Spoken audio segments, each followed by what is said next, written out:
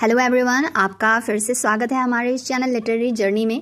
तो आज हम जॉन कीट्स की poem ode to a Grecian urn के बारे में डिस्कस करेंगे। तो ये पोअम पब्लिश्ड हुई थी 1819 में और इस पोअम में जो हमारे कीट्स है वो एक ग्रीक अर्न यानी जो कलश होते हैं ना, उसको देखकर उसके बारे में बता रहे हैं। तो इस पोअम को शुरू करने से पहले हम ये जान लेते हैं कि ओड होती क्या है। तो फ्रेंड्स, ओड एक ऐसी पोअम होती है जिसमें जो पोएट होते हैं वो किसी एक पर्टिकुलर चीज़ की, चाहे वो पर्सन हो या थिंग हो या फिर कोई प्लेस हो, उसकी तारीफ करते हैं, एडमायर करते हैं। तो जो ओड होता है उसमें सब्जेक्ट सिर्फ एक ही होता है और जो पोएट है वो उसकी तारीफ करता है। तो जैसा कि नाम से ही पता चलता है कि ode to a Grecian urn, इसमें जो जॉन कीट्स है वो एक ग्रीक के अर्न की तारीफ कर रहा है और उस जो अर्न है, कलश है, उसमें मतलब बहुत सारी तस्वीरें, पेंटिंग्स वगैरह ड्रॉ की गई है, तो उसके बारे में बता रहा है। इस पोएम में फ्रेंड्स आर्ट जो स्टिल है, आर्ट इज स्टिल, इसके बारे में बता रहा है। मतलब हमारी ज़िंदगी बदलती रहती है पर जो आर्ट है वो वैसे का वैसा ही रहता है, वो इमॉर्टल है, कभी ख़त्म नहीं होती। इस पोएम में किड्स ब्यूटी और ट्रुथ के बारे में बोलते हैं और इन दोनों का जो गहरा कनेक्शन है उसके बारे में बात करते हैं। पोएट बोलते हैं कि beauty is truth, truth is beauty. So इस पोएम में थीम ऑफ ब्यूटी, टाइम की बात किया है और स्टिलनेस की बात किया है। ठीक है, तो फ्रेंड्स, पोएम शुरू करने से पहले हम जॉन कीट्स के बारे में कुछ बात कर लेते हैं। तो जो जॉन कीट्स है वो one of the greatest poet of romantic age in English literature. उनका जन्म हुआ था 31 अक्टूबर 1795 में और उनकी डेथ हुई थी 23 फरवरी 1821 में। जो हमारे किड्स है वो एक डिजीज़ जिनका नाम ट्यूबरकुलोसिस है उससे सफ़र कर रहे थे और उसी की वजह से एट द एज ऑफ 25 उनकी डेथ हो गई थी। उनके कुछ इंपॉर्टेंट वर्क्स हैं ode to a nightingale, ode to an autumn, Endymion and ode to a Grecian urn. तो चलिए अब पोएम को लाइन बाय लाइन डिस्कस करते हैं। Thou still unravished bride of quietness. यहाँ पर पोएट अर्न को ब्राइड बोल रहा है। किसकी ब्राइड? क्वाइटनेस की ब्राइड। यहाँ पर जो वर्ड है डो, इसका मतलब है यू। तो पोएट बोल रहा है कि तुम जो शांति है, जो क्वाइटनेस है, उसकी ब्राइड हो। यहाँ पर क्यों पोएट अर्न को बोल रहा है? क्योंकि ये जो अर्न है वो हमेशा से शांत और बिना किसी चेंज के वैसे का वैसा ही है। Thou foster child of silence and slow time. यहाँ पर पोएट बोलते हैं कि तुम खामोशी और समय की गोद में पली बढ़ी हो। सो पहली लाइन में पोएट ब्राइड बोल रहा है अर्न को क्वाइटनेस की, और सेकेंड लाइन में फोस्टर चाइल्ड बोल रहे हैं साइलेंस और स्लो टाइम की। वो इसीलिए फोस्टर चाइल्ड बोल रहे हैं कि ये जो अर्न है वो सालों से सुरक्षित है और उसकी सुंदरता भी वैसे का वैसा ही है, अभी कोई चेंज नहीं है। सिल्वन historian who canst thus express a flowery tale more sweetly than our rhyme। इन दो लाइनों में पोएट अर्न को हिस्टोरियन बता रहा है, यानी इतिहास बताने वाला। क्यों बता रहा है? क्योंकि जो अर्न पर ये ड्राइंग्स बनी हुई है वो हमें उस समय की कहानियाँ बता रही है जिस समय ये अर्न बना गया था, और ये जो ड्राइंग है वो हमें इतनी सुंदर कहानी बता रही है बिना कोई शब्द के। शायद वो जो हमारी राइम है, हमारी जो कविता है या फिर हमारी जो बोली है वो भी अच्छे से मतलब बोल नहीं पाए, एक्सप्रेस नहीं कर पाए जितना अच्छे से ये अर्न एक्सप्रेस कर रहा है थ्रू पेंटिंग्स के। व्हाट लीफ फ्राइड लेजेंड हंस अबाउट डाई शीप। अब पोएट पूछ रहा है अर्न से कि तुम पर बनी ये ड्राइंग के पीछे आखिर कौन सी कहानी छिपी हुई है? ऑफ डेटीज और मॉर्टल्स और ऑफ बोथ। क्या वो कहानी देवता की है या फिर इंसानों की है या फिर दोनों की है? इन टेम्प और द डोल्स ऑफ आर्केडी। यहाँ पर पोएट यूनान की दो फेमस जगह टेम्प और आर्केडी की बात कर रहा है और ये पूछ रहा है अर्न से कि ये क्या कहानी उस दो जगह की है, क्या टेम्प की है या फिर आर्केडी की है? What men and gods are these? What maiden lot? What mad pursuit? What struggle to escape? उस ड्राइंग को देखकर पोएट पूछता है कि ये लोग कौन है, देवता है कि इंसान है? और मेडन मतलब लड़कियां, लोट मतलब रिलक्टेंट। ओके, सो इन दो लाइनों में पोएट क्या बोल रहे हैं कि इसमें पैशन के बारे में बोल रहे हैं कि जो ह्यूमन लव, ह्यूमन पैशन है, कि जो ये देवता है या फिर ये जो मैन है वो क्या कर रहे हैं कि मेडन्स को पकड़ने की कोशिश कर रहे हैं, और ये जो लड़कियां हैं वो रिलक्टेंटली भागने की कोशिश करे। भागना इन द सेंस आपने टीवी मूवीज़ वगैरह में देखा होगा कि जब हीरो ऐसे हीरोइन को पकड़ने की कोशिश करता है तो हीरोइन जो है वो भाग जाती है, राइट, वो सीन बोल रहे हैं। What pipes and timbrels, what wild ecstasy. So इस लाइन में पोएट ये बोलता है कि ये फ्लूट, पाइप मतलब फ्लूट जो बांसुरी होता है, वो बांसुरी कौन बजा रहा है, और टिम्ब्रल्स मतलब ड्रम, ओके, ड्रम जैसा कोई इंस्ट्रूमेंट, तो ये कौन बजा रहा है। और व्हाट वाइल्ड एक्सटेसी, इसका मतलब लोग इतने खुश क्यों हो रहे हैं, मतलब वहाँ पर उस अर्न में कोई बांसुरी बजा रहा है वो भी ड्रॉ किया गया है, और साथ में जो लोग हैं वो उस म्यूज़िक को सुन सुनकर बहुत खुश हो रहे हैं वो भी दिखा रहा है। सो इस फर्स्ट स्टैंजा में जो हमारे पोएट है वो ग्रेशियन अर्न को देखकर उस पर बनी हुई जितनी भी पेंटिंग्स है उनके पीछे छिपी हुई कहानियों के बारे में एक्साइटेड होकर क्वेश्चन पूछ रहे हैं। Heard melodies are sweet but those unheard are sweeter, therefore ye soft pipes play on.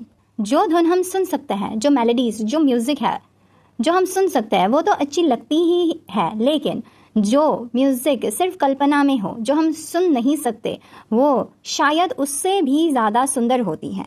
इसीलिए पोएट कहते हैं कि ये बांसुरियों, ये फ्लूट, तुम बजती रहो, भले ही मैं तुम्हारी आवाज़ नहीं सुन सकता, लेकिन इमेजिनेशन में वो बहुत सुंदर लगती हैं। यहाँ पर पोएट क्यों बोल रहा है कि जो आवाज़ सुन सकते हैं, जो मेलोडी सुन सकते हैं वो अच्छी लग रही है, पर जो नहीं सुन सकते वो और भी ज़्यादा अच्छी लगती है, क्योंकि वहाँ पर इमेजिनेशन की बात आ जाती है कि जब हम नहीं सुन रहे हैं, अर्न पे जो देख रहे हैं कि कोई म्यूज़िक बजा रहा है, कोई फ्लूट बजा रहा है, और हम बहुत अच्छी तरह से इमेजिन करने की कोशिश करते हैं कि कितने अच्छी तरह से वो फ्लूट बजा रहा होगा, कितने लोग खुश होंगे। तो इसीलिए पोएट अपनी तौर से और भी ज़्यादा बेहतर बनाने की कोशिश करता है कि और भी ज़्यादा बेहतर इमेजिन करने की कोशिश करता है। कोई दूसरा आएगा तो वो और ज़्यादा बेहतर तरह से करने की कोशिश करेगा, इमेजिन। सो या इसीलिए इमेजिनेशन की पावर दिखाई गई है कि अगर सुनते तो अच्छी लगती, पर नहीं सुन रहे हैं, इमेजिनेशन है, तो ये और भी ज़्यादा अच्छी है, क्योंकि हम अपने अकॉर्डिंगली मतलब उसको जितना अच्छा बनाना चाहते हैं उतना अच्छा बना सकते हैं। Not to the sensual ear but more endeared, pipe to the spirit, ditties of no tone. ये म्यूज़िक कानों से नहीं सुना जा सकता, बल्कि दिल और इमेजिनेशन से महसूस किया जाता है। ये बिना आवाज़ वाले जो म्यूज़िक है वो आत्मा को और भी ज़्यादा खुशी देती है। Fair youth beneath the trees, thou canst nor leave, thy song nor ever can those trees be bare. यहाँ पर फेयर यूथ, यहाँ पर जो हमारे पोएट है वो एक यंग मैन को बता रहा है कि तुम पेड़ के नीचे हमेशा के लिए रुके हुए हो, तुम्हारा जो म्यूज़िक है वो कभी ख़त्म नहीं होगा, और ये जो पेड़ों के पत्ते हैं वो भी कभी नहीं झड़ेंगे। क्यों बोल रहा है? क्योंकि इस पर अर्न पर पहले से ये सब पेंटिंग ड्राइंग बनी हुई है, तो वो जिस समय जैसे बनी थी वैसे ही बनी रहेंगी, वो कभी नहीं फेड होगी। तो इसीलिए वो यूथ को, फेयर यूथ को ऐसा बोल रहे हैं कि उसका जो म्यूज़िक है वो कभी ख़त्म ही नहीं होगा, म्यूज़िक बजता ही रहेगा, और ये पेड़ के जो पत्ते हैं वो हमेशा ग्रीनरी यहाँ पर बनी ही रहेगी, कभी यहाँ पर पतझड़ नहीं आएंगे। Bold lover never never canst thou kiss, though winning near the goal, yet do not grieve. She cannot fade, though host not thy bliss. Forever wilt thou love, and she be fair. इस earn पर एक couple की painting drawing बनी हुई है, तो जो हमारे पोएट है वो उसको बोल रहा है कि हे लवर, तुम अपनी जो लवर है, तुम अपनी जो बिलवेड है उसको कभी किस नहीं कर पाओगे, हालांकि तुम इसके बहुत करीब हो, फिर भी तुम चिंता मत करो, दुखी मत हो, तुम्हारी जो ये बिलवेड है वो कभी बूढ़ी नहीं होगी, और इसकी खूबसूरती, उसकी ब्यूटी, सुंदरता वो भी कभी कम नहीं होगी, और तुम्हारा प्यार वो भी कभी ख़त्म नहीं होगा। तुम हमेशा ही उतनी इंटेंसिटी से उससे प्यार करते रहोगे, और वो भी हमेशा ही सुंदर बनी रहेगी। ये पोएट ये इसीलिए बोल रहा है कि जो दो लवर है उन लोगों की पेंटिंग जब बनाई गई थी, दे आर अबाउट टू किस, बट उसी समय पे जो कि ये पेंटिंग ड्राइंग बनाई गई थी, इसीलिए इतने करीब होने के बावजूद भी गोल के, फिर भी वो अपने गोल को नहीं पूरा कर सकता। पर इसीलिए पोएट ये भी बोल रहा है कि दुखी मत हो, क्योंकि ये पेंटिंग है तो तुम्हारी जो बिलवेड है वो हमेशा ब्यूटीफुल रहेगी, और जनरली समय के साथ साथ प्यार कम होता है, राइट, तो तुम्हारा जो प्यार है वो भी कम नहीं होगा, तुम हमेशा ही उतनी इंटेंसिटी से अपने बिलवेड को प्यार करते रहोगे। सो कुल मिला के इस सेकेंड स्टैंजा में पोएट ये बताते हैं कि जो ये अर्न पर जितनी भी ड्राइंग्स बनी हुई है उसका लव, ब्यूटी एंड म्यूज़िक कभी ख़त्म नहीं होगा। यहाँ पर स्टिलनेस जो थीम है उसके बारे में बोल रहे हैं। कि हमेशा वो स्थिर रहेंगे। A happy happy boughs that can not shed. यहाँ पर पोएट पेड़ों की ब्रांचेस को देखकर कहते हैं कि तुम कितने खुशकिस्मत हो क्योंकि तुम्हारे जो पत्ते हैं वो कभी नहीं झड़ेंगे। Your leaves not ever bid the spring adieu. तुम्हारे जो ये पत्ते हैं उसको कभी ज़रूरत नहीं पड़ेगी कि वो स्प्रिंग को अलविदा कहे। तुम्हारे में हमेशा स्प्रिंग बनी रहेगी। ये स्प्रिंग का मौसम कभी जाएगा ही नहीं, वो हमेशा रहेगा। क्यों? क्योंकि ये ड्राइंग है तो स्प्रिंग के मौसम जैसा ड्राइंग बनाया है तो वो हमेशा रहेंगे। And happy melodies the unwearied for ever piping songs for ever new. और यहाँ पर मेलोडीज मतलब म्यूजिशियंस को बोल रहा है कि तुम भी बहुत खुशकिस्मत हो क्योंकि तुम कभी नहीं थकोगे, तुम हमेशा नए नए गीत बजाते रहोगे और वे कभी पुराने नहीं होंगे। यहाँ पर जो पोएट बोल रहा है कि नए नए म्यूज़िक और ये कभी पुराने नहीं होंगे, इससे ये कहना चाहता है कि जो भी इंसान उन ड्राइंग्स को देखेगा और उन म्यूजिशियंस को म्यूज़िक बजाते हुए देखेगा, हर बारी वो लोग अलग अलग इमेजिनेशन करेंगे, अलग अलग म्यूज़िक की इमेजिनेशंस करेंगे, तो वो हर बार नया ही होगा। कोई दो इंसान थोड़ी ना सेम म्यूज़िक इमेजिन कर पाएगा, राइट? तो इसीलिए नए रहेंगे हमेशा। More happy love, more happy happy love for ever warm and still to be enjoyed. फिर जो पोएट है वो रोमांटिक कपल्स को देखते हैं और देखकर बहुत खुश होते हैं और वो खुशी से कहते हैं कि कितना प्यार है, हैप्पी हैप्पी लव। और बोल रहे हैं कि ये जो प्यार है वो हमेशा ताज़ा और एक्साइटमेंट से भरा रहेगा, हमेशा प्यार वैसे ही रहेगा। For ever painting and for ever young. ये जो प्यार है वो हमेशा रहेगा और इसकी इमोशंस कभी कम नहीं होगी। All breeding human passion for ever that leaves a heart high, sorrowful and clad, a burning forehead and a piercing tongue। इसमें पोएट ये बोल रहा है कि ये जो अर्न पर बनी हुई ड्राइंग है वो ह्यूमन इमोशन पैशन इससे भी ऊपर लगता है। क्यों? क्योंकि असल जो ज़िंदगी है उसमें प्यार ना कभी कभी दुख भी देता है या फिर कभी निराशा भी देती है और कई बार तो चिंता बेचैनी। यहाँ पर बर्निंग हेड का मतलब फॉरहेड का मतलब चिंता बेचैनी इसकी बात कर रहे हैं। तो ये असल ज़िंदगी का प्यार कई बार तो चिंता बेचैनी और दुख का भी कारण होता है। पर ये जो पेंटिंग पे बनी हुई ये प्यार है, ये जो कपल है वो मतलब ह्यूमन लाइफ से ऊपर होने वाले प्यार की बात बोल रहे हैं जो हमेशा यंग रहेगी और इसके इमोशंस कभी कम नहीं होंगे। सो इस स्टैंजा में पोएट अर्न पर जो बनी हुई लव है और जो नेचर की खूबसूरती है उसको प्रेज करते हैं क्योंकि वो हमेशा सुंदर, यंग और कभी चेंज नहीं होंगे, जबकि जो असल ज़िंदगी के जो प्यार है या फिर सब कुछ है, ब्यूटी है, वो बदल जाते हैं। अब फोर्थ स्टैंजा में क्या होता है कि इतनी देर से पोएट जो उस अर्न पर बनी हुई सामने से देखने वाली पेंटिंग्स है उसकी बात कर रहे थे और उसकी तारीफ कर रहे थे। अब उसके जो दूसरी साइड में पेंटिंग बनी हुई है उसके बारे में पोएट बोलेंगे। Who are these coming to the sacrifice to what green altar O mysterious priest.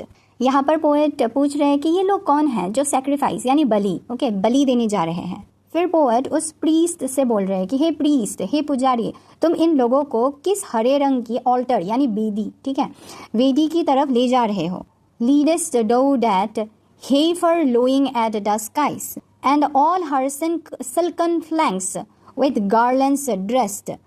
Heifer, यहाँ पर हेफर का मतलब गाय, ठीक है। इस गाय को क्या किया है? फूलों की माला से सजाया गया है और ये जो गाय है वो आवाज़ कर रही है। लोइंग, लोइंग का मतलब जो गाय की आवाज़ होती है ना, वो रंभा रही है और तुम इसको ले जा रहे हो। तो यहाँ पर पोएट क्यों ले जा रहे हो ये पूछ रहे हैं। ऑब्वियसली यहाँ पर एक गाय है जिसको फूलों की माला पहनाकर बलि देने के लिए जो लोग हैं उसको पुजारी की वहाँ पर ले जा रहे हैं और पुजारी उसको ऑल्टर की तरफ ले जा रहे हैं। सो ये एक सेक्रीफाइस सेरेमनी, बलि विधान यहाँ पर चल रहा है। What little town by river और सी शोर और mountain built with peaceful citadel. इन दो लाइनों में पोएट वो लोगों की बात कर रहे हैं जो लोग वहाँ पर सेक्रीफाइस के लिए जा रहे हैं। तो उन लोगों को देखकर, अर्न पे बनी हुई उन लोगों को देखकर पोएट बोल रहे हैं कि ये लोग कहाँ से आए हैं, किस छोटे शहर से आए होंगे जो नदी या फिर समुद्र जो सी है, सागर के किनारे बसे हुए होंगे, या फिर वो कहाँ होगा, मतलब वो शहर किसी पहाड़ पर बना हुआ शांत शहर होगा। Is emptied of this folk this pious morn and little town thy streets for evermore. और आज सुबह ये छोटे शहर खाली हो गया है, हे छोटे शहर, तुम्हारी गलियां अब हमेशा के लिए खाली रहेगी। Will silent be and not a soul to tell, वे हमेशा के लिए शांत रहेगी और वहाँ कोई नहीं होगा जो जाके बताए। Why thou art desolate can ever return, कोई भी वापस आकर ये नहीं बताएगा कि शहर खाली क्यों हो गया, क्योंकि ये जो पेंटिंग है, ये जो पिक्चर है, ये जो ड्राइंग है, वो वहाँ पर स्टोर हो गया उसी पल के लिए। तो इन लाइनों का मीनिंग ये है कि दोस्तों, यहाँ पर जो बलि है, सेक्रीफाइस है, उसके लिए मतलब कोई लोग जो गाय है उसको माला वाला पहना के लेके जा रहे हैं पुजारी के पास, और पुजारी ग्रीन ऑल्टर की तरफ ले जा रहे हैं, वहाँ पर रिचुअल्स हो रहे हैं। और ये जो लोग उसको गाय को ले जा रहे हैं, वो लोग किसी छोटे शहर में बसे हुए होंगे या फिर किसी कंट्री साइड में बसे हुए होंगे जो रिवर को पार करके आए होंगे। अब वो लोग क्योंकि आ गए हैं उस जगह पे, तो वो अभी कम्प्लीटली शहर खाली है, वहाँ पर कोई नहीं है, और ये हमेशा के लिए स्टोर हो गया क्योंकि ये अर्न पर ड्राइंग बना हुआ है ना, तो इसीलिए वो हमेशा के लिए स्टोर हो गया। और वहाँ पर वो शहर अब कम्प्लीटली खाली है और कोई ये बताने वाला नहीं है कि वहाँ पर कोई वापस आएगा। और ये क्यों होगा, क्योंकि ये ऑलरेडी स्टोर हो गया, तो कोई जा भी नहीं सकता। तो सारे लोग वहाँ पर स्थिर हो गए हैं। फ्रेंड्स, अब हम सेंजा 5th में पहुँच गए हैं और इसमें पोएट जो अर्न है उस पर जितनी भी ड्राइंग्स बनी हुई हैं उसकी तारीफ करते हैं। तो इसमें फर्स्ट लाइन में पोएट बोलते हैं, O Attic shape fair attitude with brede. यहाँ पर पोएट अर्न के सुंदर बनावट और उस पर बनी हुई जितनी भी ड्राइंग्स है उसकी तारीफ करते हैं। O marble men and maidens overwrought, इस पर जो मार्बल के बने हुए मैन हैं और जो वुमेन मेडन्स हैं उनकी बहुत सुंदर आकृतियाँ है, ये पोएट तारीफ कर रहे हैं अर्न की। With forest branches and the trodden weed, साथ ही पेड़ों की शाखाएं और घास पौधों की ड्राइंग्स भी बने हुए हैं। डो साइलेंट फॉर्म डो स्टेटीज आज आउट ऑफ थॉट, यहाँ पर पोएट बोलते हैं कि हे साइलेंट अर्न, तुम हमें इतना सोचने पर मजबूर कर देते हो कि हम गहरे विचारों में खो जाते हैं। As doth eternity cold pastoral, तुम हमें इटर्निटी की याद दिलाते हो। इसमें पोएट अर्न को इटर्निटी और कोल्ड पेस्टोरल बोलते हैं। क्यों इटर्निटी, क्योंकि ये बहुत पहले से कई जनरेशन पार करके अभी भी वैसा ही है और वो साइलेंट है, ठीक है, तो इसीलिए वो कोल्ड पेस्टोरल है कि वो साइलेंट है। When old age shall this generation waste, जब आज की पीढ़ी बूढ़ी होकर दुनिया से चली जाएगी, Dove शॉल्ट remain in midst of other वो, तब भी तुम मौजूद रहोगे चाहे दुनिया में कितने ही दुख क्यों ना हो। Then ours a friend to man to whom thou sayest, तुम आने वाले पीढ़ी के लिए भी एक दोस्त की तरह रहोगे। इसीलिए बोल रहे हैं क्योंकि ये जो अर्न है वो तो वैसे का वैसा ही रहेगा, इस पर पेंटिंग्स भी वैसे ही रहेगी, तो आने वाली पीढ़ी भी मतलब वही पेंटिंग्स को देखेगी और अपना अपना इमेजिनेशन करेगी। Beauty is truth, truth beauty, that is all. यहाँ पर poet the most important line बोलते हैं और इसमें बोलते हैं कि मतलब ये जो अर्न है ये मानो एक संदेश दे रहा है कि सुंदरता ही सत्य है, ठीक है, ब्यूटी इज़ ट्रुथ, और सत्य ही सुंदरता है। Ye know on earth and all you need to know, और यही सबसे इम्पॉर्टेंट बात है जो इंसान को जाननी चाहिए। तो फ्रेंड्स, इस 5th स्टैंजा में पोएट हमें ये बताते हैं कि जो आर्ट है, कला है, वो हमेशा जीवित रहती है और हमें ये सिखाती है कि वो कभी मतलब आर्ट कभी फेड नहीं होता। सो ब्यूटी इज़ ट्रुथ, और ये ट्रुथ है और ट्रुथ इज़ ब्यूटी, जितना टाइम हो जाए वो वैसे का वैसा ही रहता है। तो फ्रेंड्स, इसी के साथ हमारी ये पोम ख़त्म होती है। तो नेक्स्ट हम अगले वीडियो में मिलते हैं। Thank you for watching.